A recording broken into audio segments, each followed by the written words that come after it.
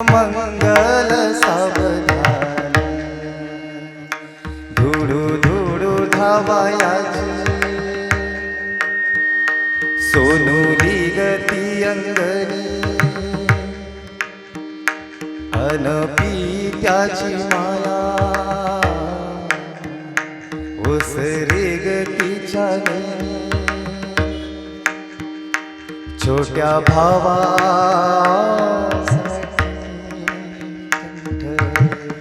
आला हो दाखोनी काका अक्षदा प्रेमान शुभ मंगल सावधान माय दुरून पाहणे घाली तुळशीला पाणी आठवीता बालपण नैनी ओसरे रे पाणी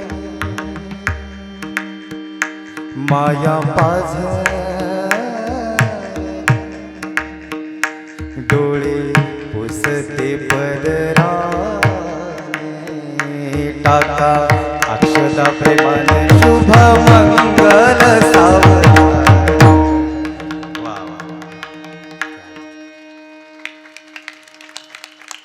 कुठं बिघडतो? खूप सुंदर हा दादा, एकदम भारी वाजवलं तुम्ही. कुठं बिघडतं मग? दोन सख्खे भाऊ आहेत पण लग्न झाल्यावर कोण आले हो त्यांच्या? ए माई बापा रे, चिंतनाच्या बाहेर नाहीये मी, चिंतनातच आहे. मन सजातीय देव सजातीय इंद्रिय विजातीय बरं का. मन का मागितलं यावर बोलतोय. कुठं बिघडलं सांगा ना. अरे दोन भाऊ आले, दोन भावांचं लग्न झालं, कोण आले त्यांच्या बोला? बायका. बरं त्यांचं एकमेकींशी नातं काय? जावा जावा आम्ही राहावा आणि तुम्ही बरं कधी नाही एकत्र राहावा त्याला म्हणतात जावा जावा. दोन सख्खे भाऊ आहेत रे, लहान आहे तोपर्यंत प्रेम आहे, ते सजाती आहेत बरं का. पण लग्न झाल्यानंतर सगळ्याच भावांचं नाही सांगत मी, पण लग्न झाल्यानंतर ते विभक्त झाले, ते सजातीय विजाती आहेत. विठ्ठल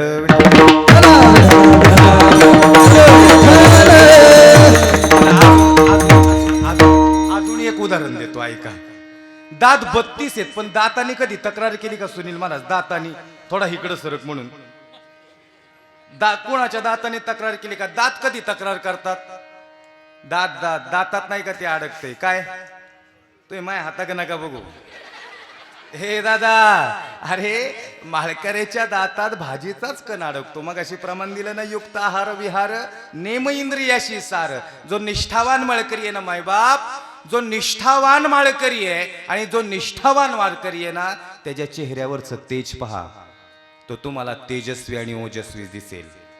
अरे जो निष्ठावान वारकरी आहे ना दादा, तो नम्रच असतो बरं का. त्याचा अहंकार गळून पडलेला असतो. याच्या पुढे जाऊन सांगू. आता पहा ना, मी इथं कीर्तनाला आलो. अशोक महाराज, तुम्ही आता फक्त सहज बोलतोय विषय आला म्हणून, हम रोज आहे. पण गेल्यानंतर बरीच जण मला म्हणतात महाराज ते मी लाल शर्टवाला मी बघा तंटामुक्ती अध्यक्ष. मी इथलं नाही सांगत, बाहेर सांगतोय झाल्यानंतर. कुठं आल्यानंतर तेवढं माझं नाव घ्यायचं विसरू नका. प्रत्येक जणाचं काही ना काही असतं. अशोक महाराज इथं आलेच मला म्हणले महाराज माझं नाव घेऊ नका बरं का. एवढं मोठं पण यावं लागतो. म्हणजे तुम्ही समस्त ग्रामस्थ करताय ना, एवढा मोठा कार्यक्रम करणं काही सोपं नाहीये. मला आपल्याला सांगायचंय, मग त्यांचा भोळा भाव पाहून म्हणजे त्यांनी बोलवलंय म्हणून त्यांचं गुणगान गायचंय का? आणि त्यांचंच नाव मला माहितीये, बाकी माझा इथं कोणाशी जास्त परिचय नाहीये. मला सांगायचंय एवढंच, इथं आल्यानंतर माणसाचा अहंकार जावा दादा. परमार्थात आल्यानंतर अहो खूप अहंकारी झाली हो माणसं. माझे अरे मी आहे म्हणून सप्ता होतोय, अरे तू आहे म्हणून काय व्हायचंय? काय सप्त? अरे चालू द्या ना वारकरी संप्रदाय. आपली संस्कृती आपणच बिघडच का चाललोय?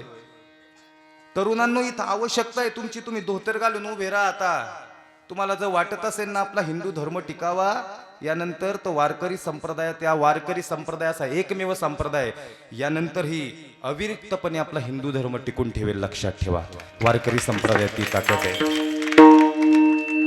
म्हणजे आपल्या धर्माचं पालन आपल्याला करणं गरजेचं आहे. बाबा शेवटी शिवचरित्र सांगणारे 10 मिनिटं. स्टॅम्प पेपरवर लिहून देईन, तुमच्या अंगावर आणायची काटा आणायची जबाबदारी माझी. फक्त अंतःकरणातून हे चिंतन नाही करे दादा.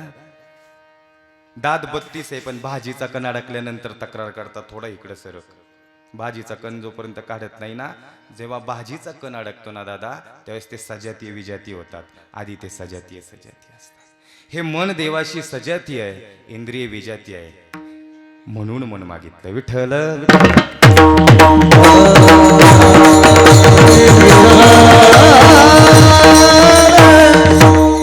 आणि खरं सांगू का तुम्हाला मायबाप, हे मन गेल्यानंतर इंद्रियांना आणावंच लागत नाही. मी सांगितलं ना तुम्हाला, एकदा का मन देवाच्या चरणाजवळ गेलं की इंद्रिय याला जॉईंट आहेत. हे काय माझ्या मनाचं नाही सांगत. कीर्तन अभंग घेतल्यानंतर कीर्तनात एखाद्या गाथेचं प्रमाण काही असावीत, ओव्या ज्ञानेश्वरीतील ओव्या असाव्यात आणि गीतेतील काही श्लोक असावेत, तर ते कीर्तन आहे. आणि कीर्तनकार हा साधनायुक्त असावा. कीर्तनकार असणं वेगळं आणि साधनायुक्त असणं वेगळं, यात फरक आहे.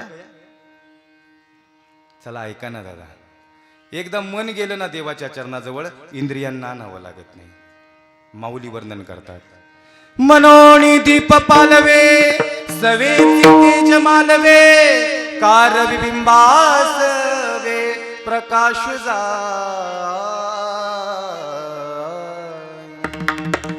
मनोनी दीप पालवे सवेची तेज मालवे. मला उत्तर द्यायला लवकर पटपट पटपट सांगा. दिवा विझवल्यानंतर किती वेळाने अंधार होतो? 2 तासांनी लगेच होतो का नाही? म्हणून दीप पालवे सवेची तेज मालवे, का रविबिंबासवे प्रकाश जाय. सूर्य मावळल्यानंतर त्याची किरण किती वेळाने त्याच्या बरोबर जातात? लगेच जातात. इमेजेड दादा, मी काय सांगतोय, मन गेल्यानंतर इंद्रियांना आणावं लागत नाही. माऊली वर्णन करतायत. आणि याच्या पुढे जाऊन माऊलींनी चढता दृष्टांत दिला. उचललिया प्राणा सरसी, मग इंद्रिय ही निगती जैसी, तैसा मनो बुद्धी पाशी अहंकारू ये.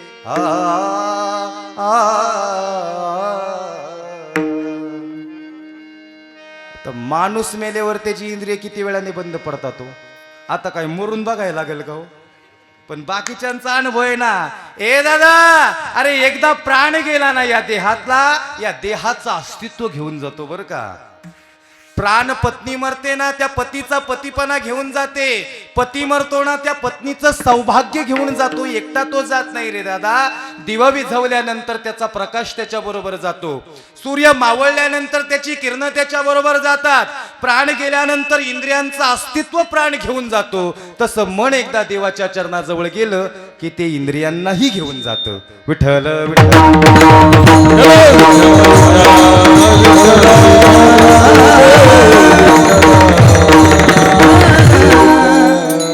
पण मन गेल्याशिवाय परमार्थ नाहीये. मन तर जावंच लागल ना. सगळ्यात महत्वाची शंका आणि शेवटच्या प्रश्नाचं उत्तर ऐका की हे मन का जात नाही? मन नाही गेलं तर परमार्थ नाहीये. का जात नसेल हो हे मन? काय अडचण याला? 3 कारण त्यातलं पहिलं ऐका. अनादि संसार मालेच्या ठाई, नित्य विषय सेविले पायी, ते ठसावले चित्ताच्या ठाई, वारंवार देह सेविता. का जात नाही? अनादि काळाचे विषयाचे संस्कार या मनावर थर निर्माण झालेत. या मनाला काय वाटतं माहिती का? विषयाचे थर निर्माण झालेत. नातराय वर्णन करतायत. हे जरा अवघड जातंय का? थोडं सोप, तुम्ही जागे आहे ना, थोडं सोपं सांगतो ऐका. अनादि काळाचे संस्कार म्हणजे काय झालं, एक बंबईची होती बंबईची आणि एक पुण्याची घेतो. इकडल्याला राग येईन म्हणून का नाही यायचा, घेऊ का मग? ऐका. एक बंबईची होती आणि एक पुण्याची होती. लय दोघींची मैत्री घट्ट. आणि मैत्री असता त्या बंबईच्या ठिकाणी मुंबईला एकदम जबरदस्त असा फ्लॅट घेतला, आलिशान घर बांधलं आणि घराची वास्तुशांती पूजा आहे आणि त्यासाठी आमच्या पुण्यावाल्या मैत्रिणीला तिने बोलवलं. दोघी मैत्रिणी आहेत. मी काय सांगतोय, मन का जात नाही याच्यावर बोलतोय. अनादि संसार मालेच्या ठाई, नित्य विषय सेविले पायी, ते ठसावले चित्ताच्या ठाई, वारंवार देश. आणि इतकं आलिशान असं सुंदर असं घर घेतलं आणि त्या ठिकाणी आमची माता माऊली या ठिकाणी पुण्याच्या गेल्या नाही, मुकुंदवाडीचीच घेतो जाऊ द्या, पुण्याचं म्हणल्यावर जरा मलाही बोलायला थोडं अवघड लागत होते. आणि त्या ठिकाणी गेल्यानंतर पाहिलं जेवण वगैरे झालं, कीर्तन माझंच होतं असं समजा, कीर्तन वगैरे वास्तुशांतीला झालं. आणि त्यानंतर मग शेवटी भांड्याचा कार्यक्रम चालू असतो, धुण्याचा. भांडी धुणं चालू होतं दादा, अगदी सुंदर अशी आमच्या मुकुंदवाडीवाल्या माता माऊलीने बघितली, लई सुंदर भांडी, तोंडच दिसायचं अक्षरशः भांड्यात. ती जशी भांडी घासायची ना बंबईवाली, तशी आमची मुकुंदवाडीवाली अशीच बघायची भांड्यात. काय वंस म्हणले, काय सुंदर भांडी म्हणले तुमची. म्हणले कोणती पावडर तरी नेमकी कोणती वापरता. आता काय इथं पावडरची नावं नाही घेत बरं का, नाही तर लोक म्हणतात कीर्तनकारला जाहिरात करते. ऐका चला, ती म्हणली अमुक तमुक, नाही म्हणली देताल का मला, घे की म्हणली. 1 किलो पावडर घेतली मुकुंदवाडीवालीने आमच्या. बिगी बिगी बिगी गाडीत बसली, गाडीतच स्वप्न पडायला लागली, भांड्यात तोंड दिसतंय असं. इकडं संभाजीनगरच्या स्टँडला स्टॉपला उतारली, इकडं आली, अजून भांडी घासलेली नाही तरी भांड्यात तोंड दिसत होतं. मी अनादी संसार मालेच्या ठाई, या मनावर विषयाचे संस्कार दूर झालेत, हे मन देवाच्या चरणाजवळ जात नाही. आणि आल्यानंतर सगळी फळीची भांडी खाली घेतली, पण 1 किलो पावडर संपली दादा. ए माई बाप, 1 किलो पावडर संपली, पण एक बघुलं निघलं नाही. डोक्यालाच हात लावला, म्हणली स्वतःनी ओरिजिनल वापरली बंबईवालीनी आणि मला डुप्लिकेट दिली. तिची भांडी कशी चकाचक निघली, भांड्यात तोंड दिसत होतं ना माय बाप, पण या भांड्याला एका बघुल्याला 1 किलो पावडर. जागेन तुम्ही, म्हणली येऊ देच बंबईवालीला. मग इकडं आमच्या इकडे यात्रा होती, असती का जत्रा यात्रा उरूस काय असतो, उत्सव असतो, तिला बोलवलं इकडं.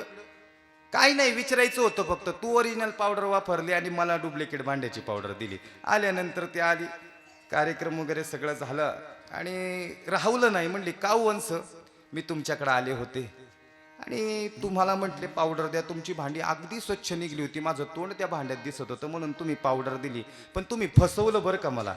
तुम्ही ओरिजिनल पावडर वापरली आणि मला डुप्लिकेट दिली, का असं केलं बरं. म्हणली काय झालं, काय नाही वंस, म्हणली 1 किलो पावडर संपली. म्हणली बघूल्याला काहीच झालं नाही.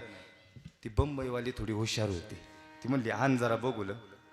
त्याचं समोर ठेवलं, पहिला तर तिने डोक्यावर ठेवला महाराज. म्हणली का ग, काय नाही. म्हणली कसं निघल बघूलं. म्हणली का, ए दादा मी काय सांगतोय, हे मन देवाच्या चरणाजवळ का जात नाही, नातराय वर्णन करतायत. ती म्हणली नाही निघणार. म्हणले हे बघूलं. म्हणली का नाही निघणार. अगं म्हणली कसं निघल, अगं एकादशीची खिचडी यात, तुझं जत्रच, तुम्ही जागे का, कालवण यात. अरे एकाच बघुल्यात आता एवढा पसारा झाला. बघुलं म्हणजे हे मन आहे दादा, जसं बघुल्यावर थर निर्माण झाले ना, तसं या मनावर विषयाचे थर निर्माण होतात. हे मन देवाच्या चरणाजवळ जात नाही. विठ्ठल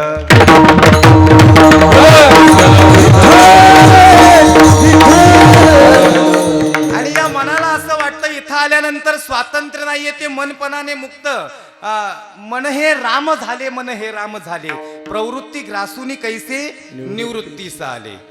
या मनाला असं वाटतं इथं आल्यानंतर स्वातंत्र्य नाहीये, म्हणून मन देवाच्या चरणाजवळ जात नाही.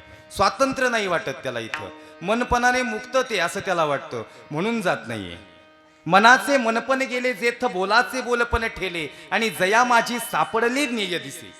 त्याला इथं आल्यानंतर असं वाटतं मनपणाने मुक्त म्हणजे देवच होतो, त्याला ही अवस्था नकोय, म्हणून मन देवाच्या चरणाजवळ जात नाही. विठ्ठल विठ्ठल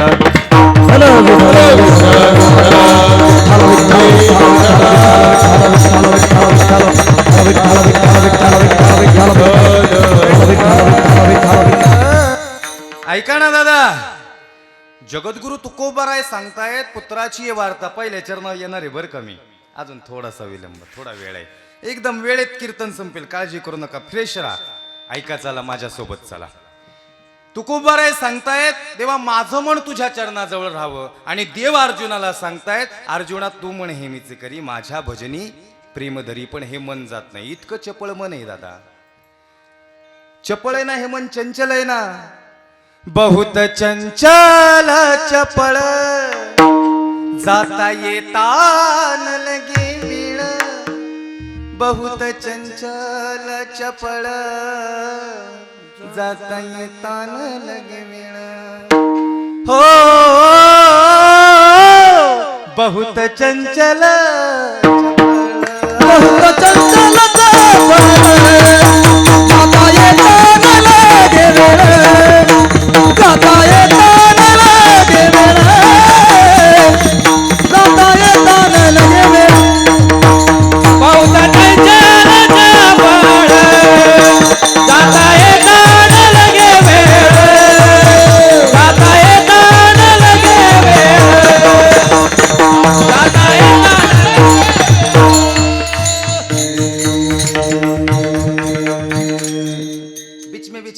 जाओ, इतना भी नाराज नहीं होने का, चलता है वो. अभी कैसा रहता मालूम आहे क्या, चिंतन ऐकायला आलेले असतात लोक, आणि प्रमाण नसलं तरी मग कीर्तन रंगलेगत नाही होत.